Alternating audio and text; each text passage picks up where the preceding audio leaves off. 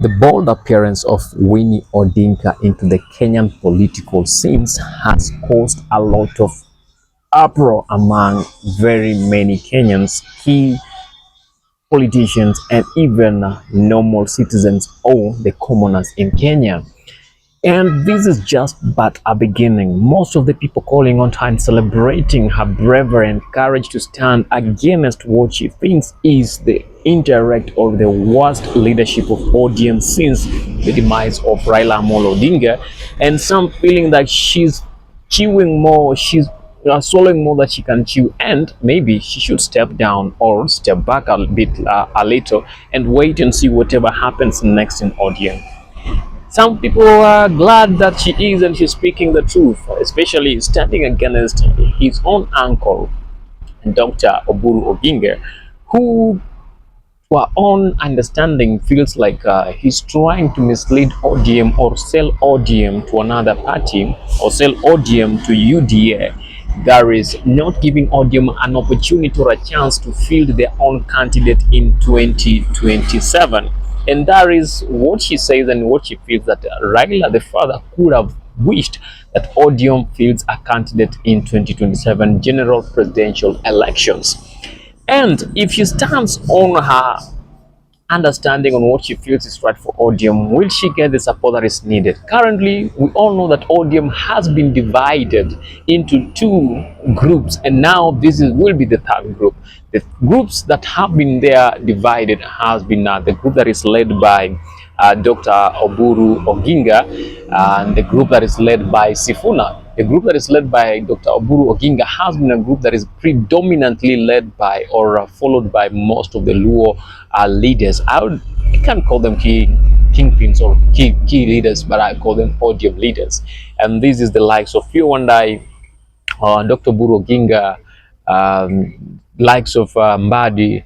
They are the people who've been leading or who've been following Dr. Oburu Oginga on his side. And for them, the defense they have about following Oburu Oginga is that Raila left them in the broad-based government or the coalition government, as they call it. And Raila would have wished them to remain the coalition government for as long as they really want. That is the defense that they're getting themselves, or they're using for a reason or for an excuse of staying within that coalition. And this other group says no, Raila would have wished us to be in the game or support the UDA in 2027. And they say that's not a coalition. That was not a coalition government. What ODM only did was to borrow the UDA government some experts who would have helped the government to work a few things, like experts like Atinopio and I, the likes of CS Mbadi and these other Joho and all these others. So Stephen says that if you guys don't believe me, I am the one who wrote that MOU, Memorandum of Understanding. I am the one who wrote it. And Baba told you that I'm the brain behind. So you cannot lecture me on anything concerning that MOU when I am the one who wrote that MOU. I know everything that is entailed in that MOU. And there is nothing in that MOU that states that ODM and UDA have a coalition or they are forming a coalition government.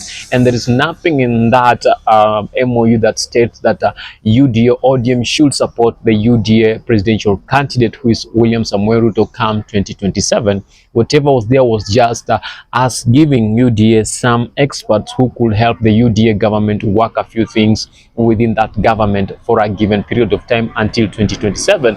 But when it comes to the general elections in 2027, we have a different plan as ODM that we will work with in this area. And Winnie Odinga has been so quiet on this for the longest, and most of the people thought maybe Raila's family is playing part of supporting President William Samuel Ruto in 2027. But the emergence of Winnie Odinga and Raila Odinga Jr. Standing against their own father or their own family or their own uncle in the in this thing has led to very many people having divided opinions and having divided answers on this, whether Winnie Odinga will go for it or will not go for it, whether Odinga Jr. is also going for it or not going for it. But all in all, this is what we know as per now. Engage us in the comment section, tell us what you think.